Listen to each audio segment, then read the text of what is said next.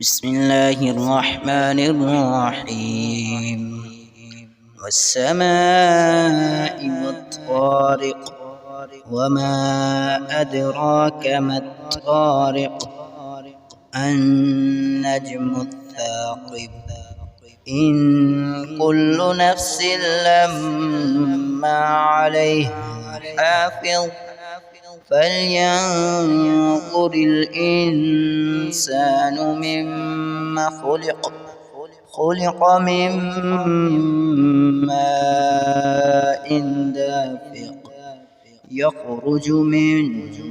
بين الصلب والترائب إنه على رجعه لقادر